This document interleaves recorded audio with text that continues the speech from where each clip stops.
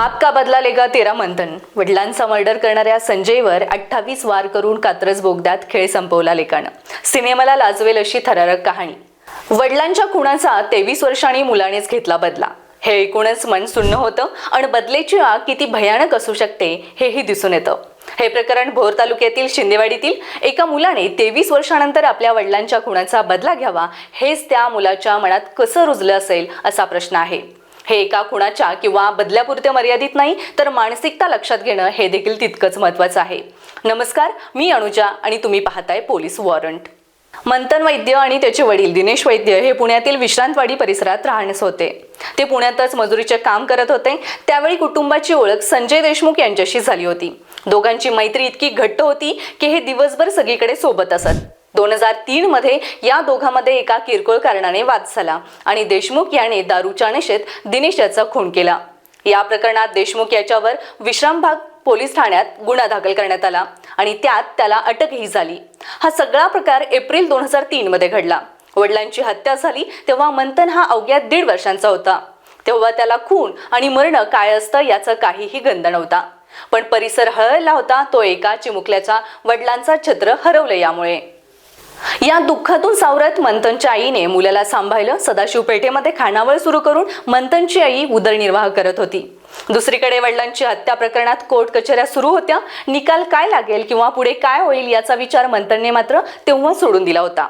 मंथनला जेव्हा वडिलांच्या हत्या झाल्याचं आणि ते अशा पद्धतीने आपल्याला सोडून गेले आहेत हे समजलं त्यावेळी मात्र त्याने वडिलांच्या हत्येला जबाबदार असलेल्या देशमुख याचा काटा काढायचं ठरवलं. दरम्यान देशमुख हा गुन्हेगारी प्रवृत्तीचा होता.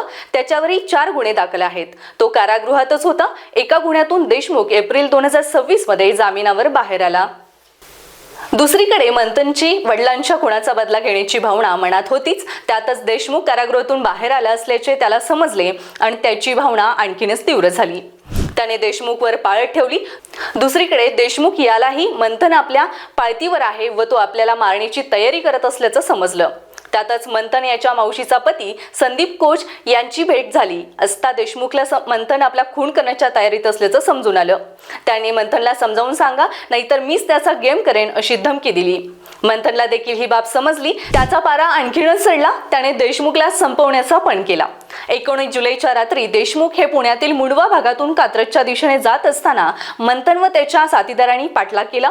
कात्रज बोगद्याजवळ मंथनने देशमुख याची गाडी अडवली आणि शेवटी बदल्याच्या भावनेची आग धारदार शस्त्रात वार करून संपवली.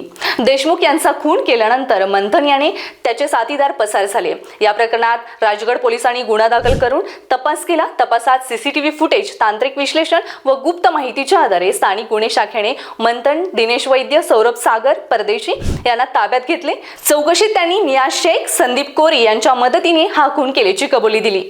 खुनाचे कारण विचारल्यानंतर मंथनने 23 वर्षापूर्वी देशमुख याने केलेल्या खुनाचा बदला म्हणून हा खून केल्याचं सांगितलं. या थरारक घटनेचा कौशल्यपूर्ण छडा राजगड पोलीस ठाण्याचे वरिष्ठ पोलीस निरीक्षक संतोष जाधव यांच्या मार्गदर्शनाखाली सहाय्यक पोलीस निरीक्षक चेतन मचले आणि त्यांच्या पथकाने लावला आहे. धन्यवाद. आणि तुम्हाला या घटनेबाबत काय वाटतं हे आम्हाला जरूर कळवा आणि असेच नवनवीन क्राईम स्टोरी पाहायला आमच्या चॅनलला कनेक्ट व्हा.